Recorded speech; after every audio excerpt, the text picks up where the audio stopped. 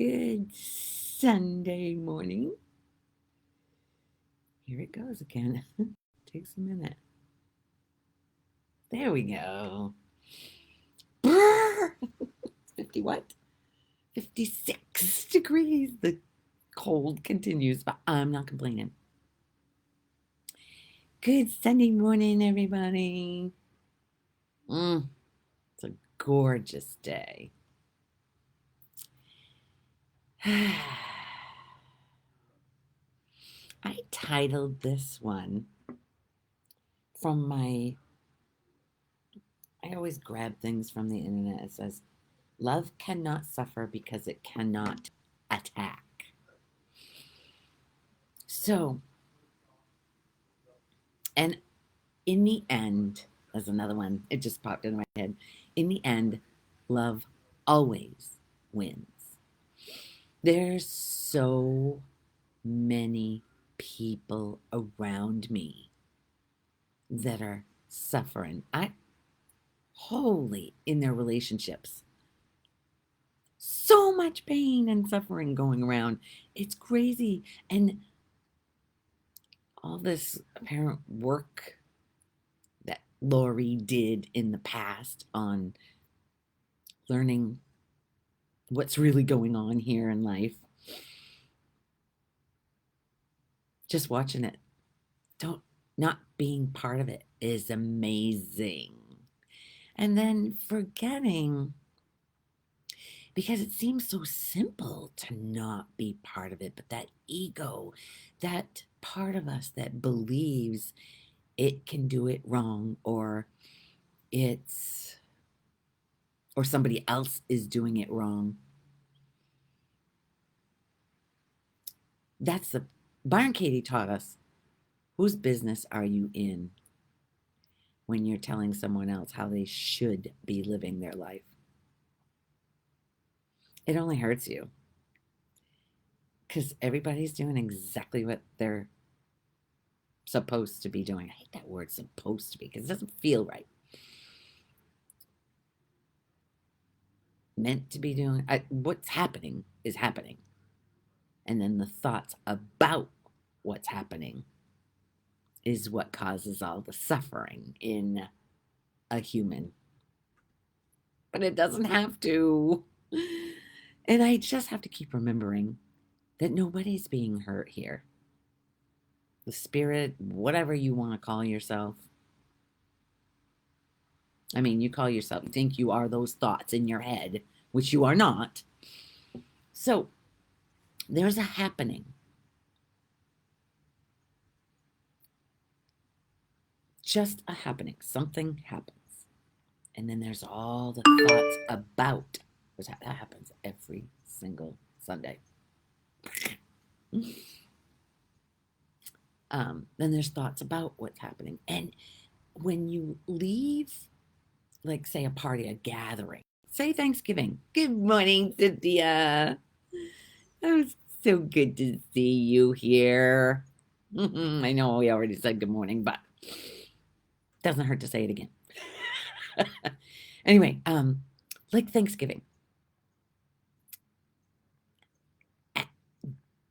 The mind takes a tally of what's happened in the day, and it filters it through a judgmental thought process, especially if it got triggered, if something happened that hurt, that was triggered from inside. Somebody said something and it was a trigger. A lot of people go by. We have a dead end road, and they go by very, very, very slow, and they turn around and go back very, very. I don't know what's going on lately. Weird.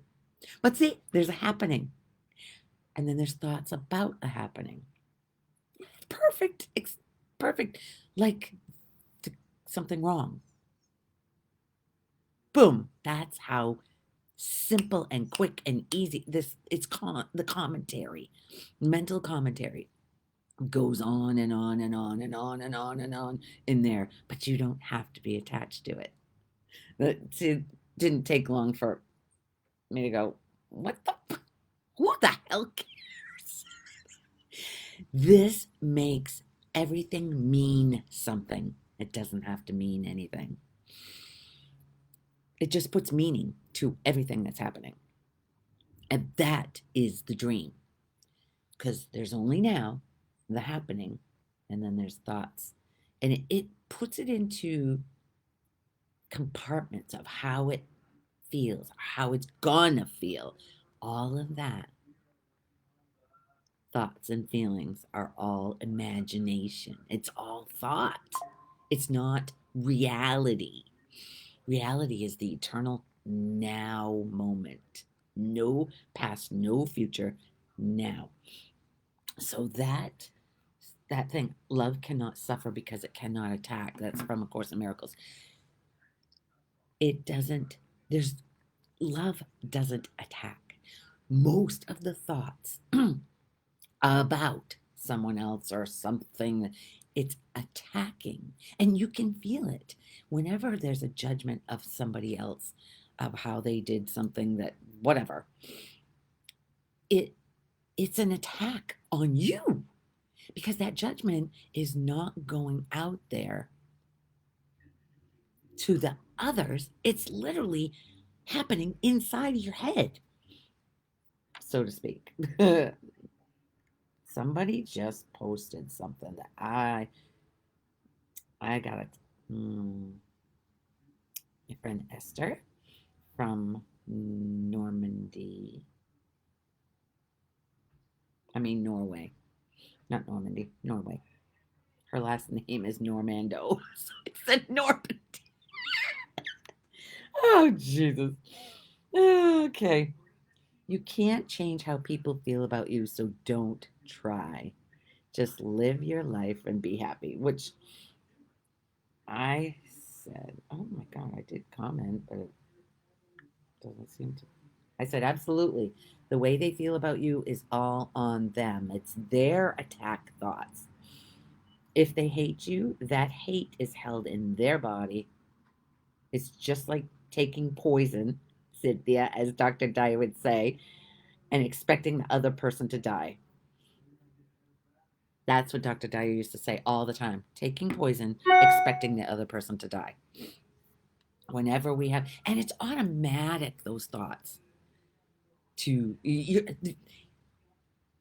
you are can actually see those. Margie, good morning, Margie. Whoops. Hello, honey. Um, love doesn't attack. And in the end, love always wins. All of this, like, there's a lot of people around me that are, there's so much turmoil, fight, all over misunderstandings. It's innocent. Everybody's believing their thoughts of, and they're taking stuff personally that somebody else has said.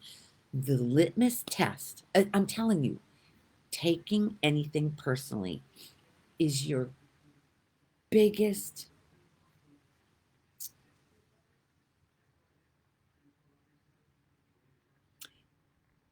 worrying about what somebody else thinks about you is the biggest pain in everybody's body and mind. It hurts so bad to worry about what somebody else thinks of you. When you drop that, when you don't have to think about that, when you don't have to entertain those thoughts about, because there's a couple that doesn't like me. Just like when I got here, I have no idea why, what, but it has nothing to do with me. And it, you know, each time someone doesn't, and you sit with it and you realize you're loved, they love you. Every single person loves every single person because we are love. We're not separate from that love. We're all the same thing. It's just a thought saying, I don't like her because she, whatever, put it, fill in the blank. All those thoughts are living within the person who's judging. It's and it's painful. So all I can do is have compassion for the person, anybody who thinks they don't like me. Byron Katie taught us everybody loves me, she says. They just don't know it yet. Because we are that love. There is no separation. So it's just the thought. You can continue hating somebody till the day you die. There is absolutely no one I hate or dislike. The ones that are holding that for me and it's obvious, I just have compassion for them. Honestly, truly. Hi, Denise. Good to see you here. Thank you for being here. Soul sister. um, Literally, there's zero person I hate. Or those two that don't like me. At first, it bothered me. But now I get to see as I have compassion for them, because they're just believing their thoughts. Hi, Rita.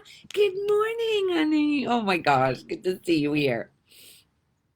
As you have compassion for them, because they're just believing their thoughts of something that happened that I did wrong, and if I hold myself there, I'm gonna have the thoughts are gonna attack me like I've done something wrong.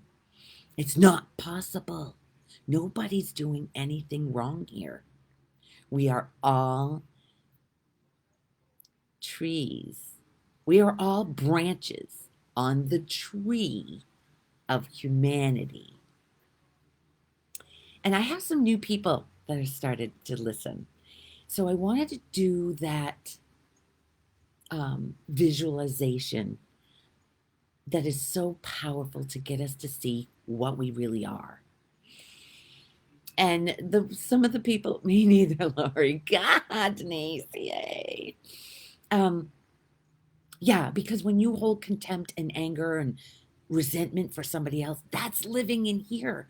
And as you uncover the love that you are, that's a certain vibration. It's a high vibration. Gratitude just comes simply. Gratitude is the same vibration as love. And when it's felt here for most of the day, anytime something comes by that's negative or judging, you can feel it immediately because it drops. You can feel the drop in you. Anyway, so that's my temple bell. The minute the drop, oh my gosh. I'm like, okay, what am I thinking and believing right now that's not true and that's hurting me? What attack thoughts? They're attacking this. So okay, let's do this. Visualize a paper bag. Say you got a paper bag, open it up, and you've got it in front of you. Take this paper bag and put 7 billion holes in it in your imagination. Just think you have a paper punch or something or a pin and punch 7 billion holes in that bag. Yeah, it's a stretch of your imagination, but we all have imagination. That's what gets us in trouble most of the time because our imagination is powerful. It literally takes us out of the now moment. Most of us are living in past and future, which that's all imagination. That's called the dream of separation. Separation from God, which never happened. God or love. Love and God are the same thing. Gratitude, it's the same thing. It's a frequency. Anyway, energy, whatever. So it's not a thing. Your mind's going to try to make it into a thing, and it isn't. It's the same thing that blowing those palm trees behind me, the palm fronds. So you got this bag, and you got 7 billion holes in it. Now, get a light bulb. Pretend you've got a light bulb, and it's plugged in, and it's lit up, nice and bright. And take that bag with the 7 billion holes and put it over the light bulb. You are the light bulb. not the bulb, but the light. That light is what you are. And it is Cindy. Welcome. Good to see you. Thank you for being here. So that light bulb, that light is what you are, and so are the 7 billion others. We are not separate. It's the same light. We've just forgotten because we believed what people told us that we are a Cindy, a Rita, a Denise, a Margie, a Cynthia. We are identified with this person. My girlfriend just said yesterday, person mind. That's what Jeannie said yesterday, Cynthia. She goes, my person mind. I thought that was awesome. A person mind is constantly judging, berating others, which hurts you. It's constantly hurting you too. Constantly saying you're not good enough, you're not doing something right. That's a mantra. It's constantly going on in there, and none of it is true. When we get quiet and sit by ourselves. So what happens here when I sit by myself and quietly go within? The thoughts are going, of course they're going, but there's a disidentification with those thoughts. There's a pull back, and there's almost, it goes, I can see behind my eye a blackness behind my eyes, and there's a shift that's out of the thought stream. It's not attached to it. It's like a backing up and seeing it go by, not being in it. Like Jesus said, not being in the world, but not of it. That's the way it feels lately. There's been so many little things that are happening that, because our minds, they say we only use 10% of our minds. But as the identities start dropping and the love of what you already are, that you don't need to get from anybody else because you're it. You don't need any approval from anybody else. As the identities start dropping, just by entertaining any kind of thought like this, not just mine, there's Eckhart Tolle, there's Adia, there's so many, Muji, there's so many people that are talking about this. And the suffering is so bad right now. I see. Maybe it's because I'm not in it anymore. Not anymore. There's still going to be time. I'm not saying I'm completely out of it. That's for sure. But there's a lot of identity that has dropped. Oh, the suffering lately is another one about weight. I put on so much weight. Oh, I know how painful that is. Because so have I. And okay. This Lori character has fluctuated up and down, up and down. And the attack thoughts are when she's been down, but she's gone up. Literally, I don't monitor anything that goes inside this mouth.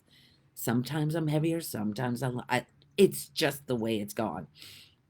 But the attack thoughts are saying, I remember, the pain going to a function where I haven't seen somebody, and the thoughts were, well, they saw me at such and such weight, so when I get there, they're gonna judge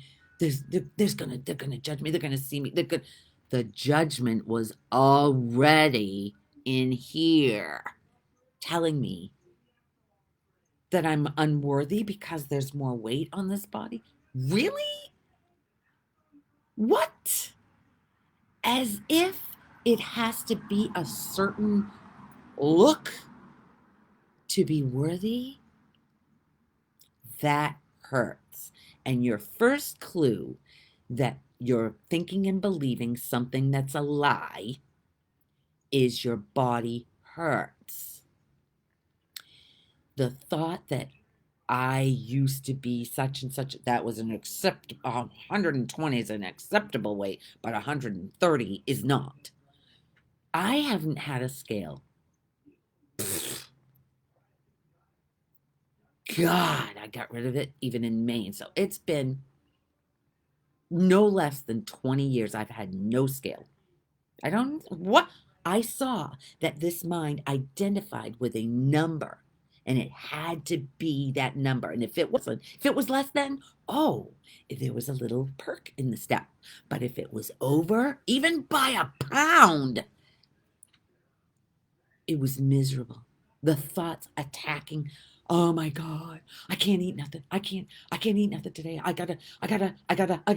Ah, that's all the person mind, as Jeannie would say.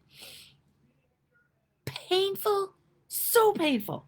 It hurts, and every woman knows this. Actually, so do men. It doesn't matter. The only one judging you for your weight is you. And if somebody else is judging you as heavier than you've gained, or inside of them, they don't say it, but they think it, that's living in them, already judging themselves as gaining weight. It doesn't matter. This mind makes shit matter that doesn't need to matter.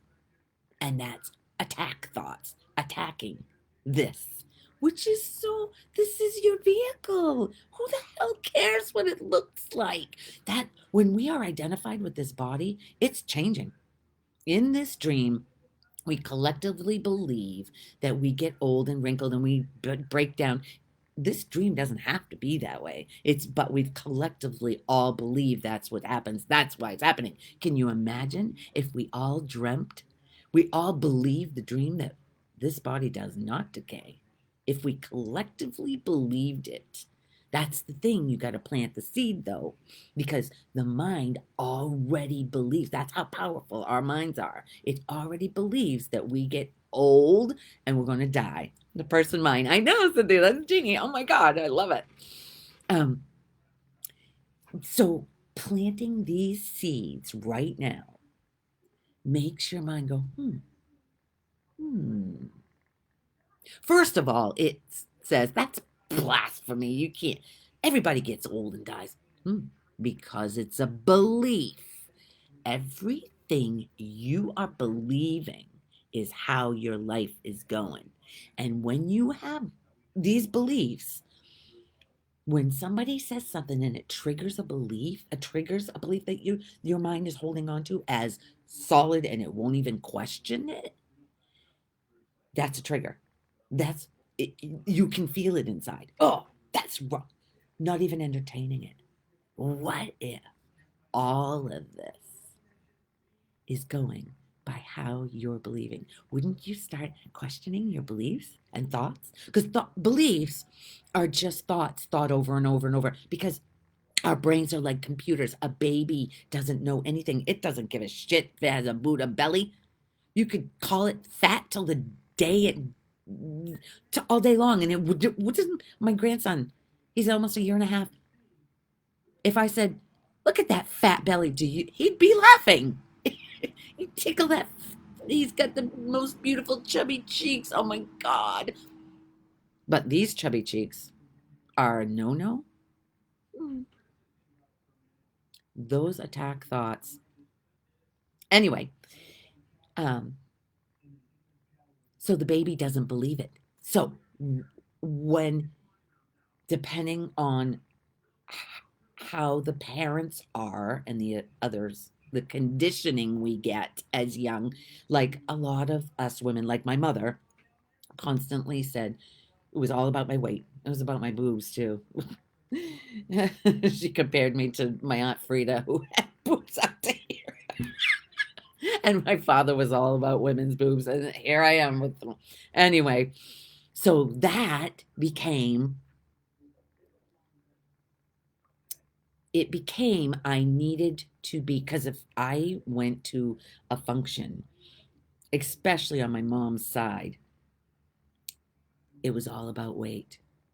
And if I had put on weight, I would be so inside, so trying to get just the right clothes so it wouldn't show the weight. Aw, that's so sad. But it's innocent. She believed that. She was controlled by all those beliefs that aren't true because the baby doesn't have any beliefs yet. And it's downloaded, you have to be a certain size to be okay or acceptable. And that becomes a groove in the mind, a pattern of thought. That's the best, right? Lately, watching the patterns. I don't know if I talked about this last week, but I've been watching the patterns of thought between Peter and I. It's a pattern, and I can catch myself. Oh, that's a pattern. You, just a loop. It's a pattern of thought that was conditioned. That's not who you are. It's just, and then you can feel, especially when it goes into the pattern, it just keeps spinning and spinning. And then the body starts feeling, that's your temple bell. Go inside. Oh, I'm thinking and believing. That's when you catch it. And that's when the love takes over. The love that you really are, the light that you really are, takes over. And it can, it literally makes you feel lighter because all those thoughts and beliefs make you feel so heavy and worthless and not good enough, and I need to to be worthy. I have to. All of that is bullshit. All of that is bullshit because this body is being moved. Most of the time, it's before you start dropping the identities. It's moving because the thoughts are attacking. I need to, oh, if somebody comes over, I gotta clean, gotta make sure this looks like this before what are they gonna think? They're gonna think I'm a messy person. The thing is, you're already believing that about yourself. I do not do that anymore, and it's awesome. I clean when I feel like it. If somebody's coming over and if there's something, friends of ours came over last March. They visited a guy and his daughter, and he said something about our lanai, something about obviously no one cleans out here or something like that. I don't know because there's spider webs or whatever. I don't even know. And that was March. I don't know how many people have been here and I cleaned. It doesn't matter. It doesn't have to matter what anybody says or what this says. It doesn't have to matter. And as you let go of the mattering, when it comes up and you feel like shit inside, as you let it go, when you realize if you just catch it once, there's a lighter feeling, and then you just want to catch more. It's automatic, just wanting to catch more. When you feel like crap, go inside and realize what you're thinking and believing. You're attached to a thought that's not true. That's all. All of our thoughts are not, if they're not coming from love, they are not true. They're all bullshit. They're not true. It's a pattern of thought, a groove in the mind that's not. If you guys, you know what? An inspiration, a very inspirational person is Dr. Joe Dispenza. If you Google him, he's got it down. He's got a huge following. The power of the mind, how he was hit. He was bicycling. He was hit by a truck or SUV or something, and he broke his back. He fractured. It was a mess. I don't know exactly because it's been a while, but he literally, they were going to do an operation on his back, but it was so touchy he might not ever walk again.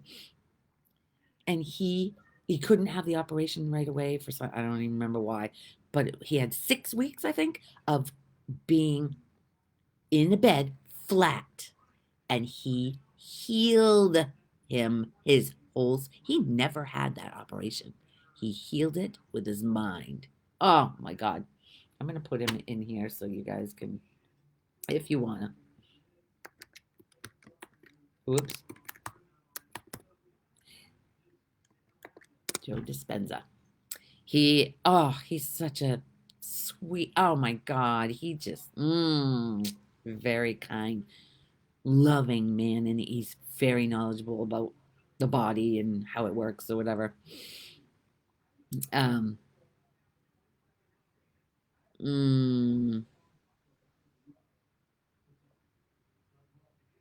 Attack thoughts.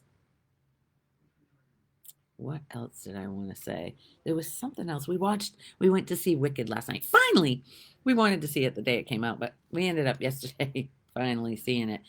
And I didn't realize that it's only half. You're in their theater for 3 hours.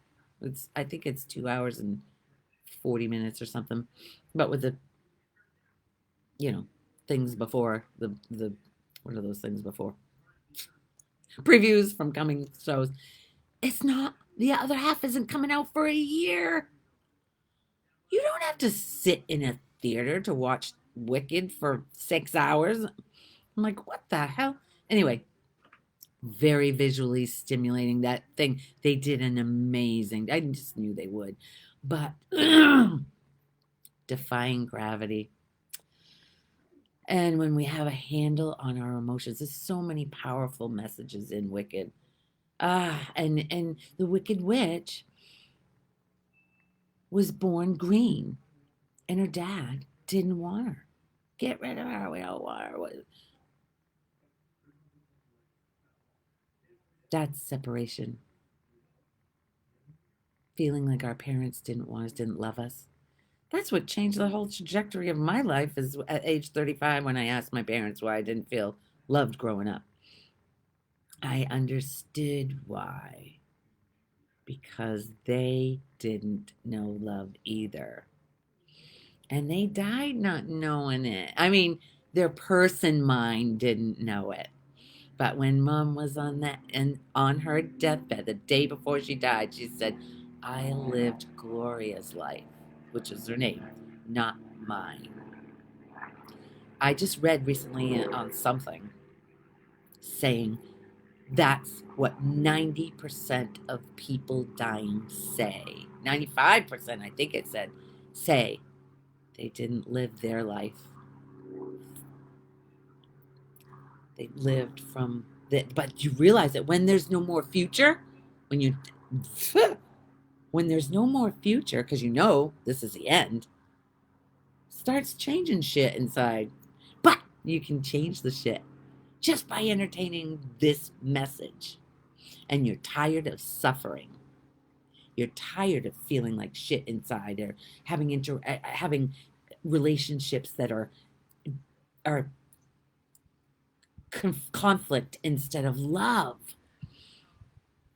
Loving yourself automatically gets you to love everyone else. And the only way you can love yourself is to challenge those thoughts that are saying you're not enough and something's wrong with you. I need their approval.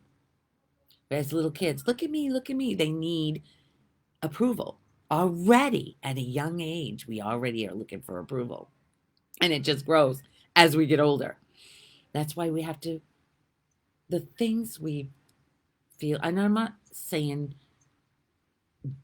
buying stuff is bad. I'm just saying, as you have to, like when I was trying to hide the fat on this body, I would buy clothes that had to, and the thing is, I'd get in the dressing room and visualize what I would look like in front of, I'd visualize other people in my life judging me when the whole time it was me judging me.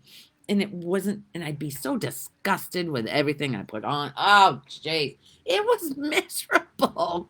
Now, it is what it is, and it's okay. And another thing, just letting go of the identity in this body. Can you even imagine? So what if there's wrinkles? So what if there's I've lately there's been talk, I've heard people talking about turkey neck. So I just happened to look in the mirror. I guess I have a turkey neck.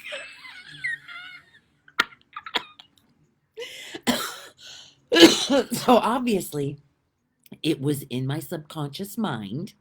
And when somebody brought it to my attention, not saying it about me, but just saying it, there was a contraction here. That's when I knew. I had to look and see, oh, that was floating around in there. The thought, subconsciously deep, was saying that I have a turkey neck. Gobble, gobble. That's the thing. When you laugh at yourself, nothing hurts you. When you can laugh at whatever the mind is trying to hide because it doesn't feel enough, talking too much. Everybody who's been here for a while knows this. That my daughter-in-law's dad, when I first met him, we were all at the table, and he met me. He goes, "Do you ever shut up?" Something like that. And I was like, "Oh, I was so pissed off because I felt that contraction, that you know, trying. Oh, I did something wrong, and and so obviously leaving there, the thoughts, what an ass. I'm never going to talk to him. I can't be around that man again. That's, incensed. And then I realized he was my gift because subconsciously, if I didn't have a problem with talking too much, it wouldn't have been any skin off my, you know? And now, wait a minute, I'm getting ahead of myself. So driving away, I was saying to Peter, can you believe he said that to me? So obviously, there was subconscious belief that I talk too much. There was a belief that was holding me down, making me try not to talk it's not spontaneous, as you can tell. None of this is rehearsed. It's blah, blah, blah, blah. Diarrhea of the mouth. That's me. And when I finally realized, oh my God, he was my gift to get me to see what I'm thinking and believing that's not true. Who the hell cares if I talk too much? I don't anymore. And if somebody else does, that's on them. If they think I talk too much or too loud or whatever, it has nothing to do with me. It's their mind saying, oh, she's too blah, blah, blah. Okay, that's living in them. That's an attack thought on them, thinking that somebody else could do it wrong because they're believing they have to be a certain way. That probably doesn't give them permission to actually say what's on their mind. There's not much of a filter here. What's thought a lot of times comes out. Anyway, but it's said with love, always, always, because the love, there's a lot of love in here for everybody. And if somebody says something that hits something, I know right there, thank you, because I'm getting to see what's held subconsciously that I didn't have a clue about. Do you see? Hi, Robin. Oh my God, I'm so glad you're here. Robin is our new friend. Christina and I met her in Whole Foods. Had a hell of a conversation. Exchange numbers. Oh, shoot. I still haven't exchanged it with Christina. Oh, yeah, I got to send because Christina didn't have her phone. So I'm the one. Anyway, I love that you're here, sweetie. Oh my God. So anyway, where was I? Off track again. It's so easy. I could be mid sentence. Actually, before I even say something, sometimes it's on my mind. Something got triggered in a conversation, and I know what I want to say, but I still listen to what I never used to listen. I used to wait. I used to bide my time for my turn. But now I still keep listening, but there's a thought of what I want to say. And then when I know there was something I wanted to say, but I got carried away in what they were saying because I do listen. I never used to listen. A lot of us don't listen because our mind wants to get our airtime. But maybe I get enough airtime now on Sundays that no, I just like to listen to people. I like people to be heard. I like to be present with everybody I'm with. Although I have to say, I'm not 100% present with Peter. And our loved ones seem to be, especially the ones closest to us, they're the ones that get the worst of us because we know they love us. We don't have to vie for their, we don't, you know, need their love because we know it's already there. But it can be turned off in the next moment. He could be like, oh, my son used to actually, I have a little thing. My youngest son used to say, Mom, you don't listen to me. And I have a little thing that's on my microwave. It was on my microwave in Maine too. And then it went in the camper. And then it's here on my microwave. It says, listen. Because we don't listen when we're in our head. We're too much in our head. But as the identities drop, there's more room, more space inside to actually listen and be present with somebody now, not thinking about how it relates to us in the past or the future, the dream that isn't real. Anyway, I think 40 minutes. Isn't that funny? It's always 40 minutes. I don't know how Hope does this for 2 hours, right, Cynthia? She does an amazing job on Wisdom Dialogues. Hope Johnson is really, really, she's mastered the Course in Miracles beautifully. I just, she's my inspiration, really. But, and she's been well, Lisa Carnes too. For a long time, Lisa Carnes was her teaching of non-duality, not two. Non-duality means not two. It means you're not separate. You are life, love, God itself. But God is not a man in the sky damning us to hell for our sins. This is not true. That is told to us to control us, to make us believe and fall in line and do what society says. So many of us are breaking out of society. So many. Just you guys entertaining this thought process. It's a completely different thought process because your mind was conditioned to believe things as you were young. So those programs are going. But when you start realizing it hurts when I think certain things, or if somebody says something, it hurts. But then we usually go back. Yes, Hope Johnson. We go back, and the minute it hurts, it's automatic for our ego minds, our thought person, the person mind needs to defend, fight, fight, fight. Fighting weakens you. Loving empowers you. Because you know, when you realize the love that you are already, you don't need any outside validation. You can love even when a trigger happens inside of you. If they say something that your mind considers rude, it's only rude because you took it personally because you're already believing it about yourself. But when you're saying somebody's rude, you can feel it inside, but you can have compassion, sympathy. They're believing their thoughts too. They're no different. They're under the delusion. They haven't had this knowing there's a different way to think coming from love instead of fear. Fear is fear of not being accepted for who you are. But the thing is, you're the only one that's afraid. You're the only one that holds the key to that. When you find the love that you are, it doesn't matter what's happening. It doesn't matter. You're just floating through life.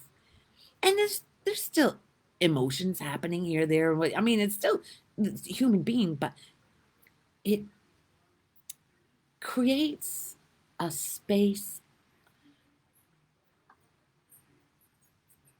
of peace within that is unmatched in anything that has ever happened in this lifetime for me. Anything I've ever gotten, any worldly thing.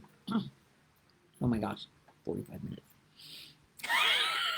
No thing in the world will ever bring you happiness, because happiness comes with the love, realizing the love that you are. That's your baseline. A baby is happy, but he still cries, still things upset him, still, cries, but it isn't because of something outside. He's not happy because he got a toy or got when he's a year old. No, he's just happy to be, just happy to be, just being yourself, your true self, without apologies. I don't have any birds making any noise. Like that analogy I came up with, the bird that was squawking over my talk. Nobody's saying to the bird's not saying inside, "You're being too loud, you need to quiet yourself down." It's just being. Be the bird. Be the bird you are. Watch the birds, how they just are one with life. They're not separate from life. It's just being. When you can be and flow with it all, ah, it's just a different way. It's just a whole different way of being. I can't, I mean, I think you can feel it through the screen. The love that I am, and I know you are. It's not separate. And it just feels amazing. Feels so good inside. Okay, 46 minutes. Okay, so there's a belief right there, just caught. When I started doing these talks, it would go for a long time too. And this was way back when I was still in Maine. And somebody said to me, Johnny said to me, "They're way too long. You need to shorten them." So there's a belief right there that I just caught because it felt, uh, it doesn't freaking matter. It doesn't matter. That's a great mantra. It doesn't matter. Watch what your mind gets caught up in, making shit matter that doesn't need to matter. The minute you drop something that it's all wound up about, that matters so much to it, sit back, take a breath. That doesn't matter. Oh, and feel the lightness in your body. All right. I love you. I'll see you next Sunday. Have a great week. I hope y'all had a good Thanksgiving.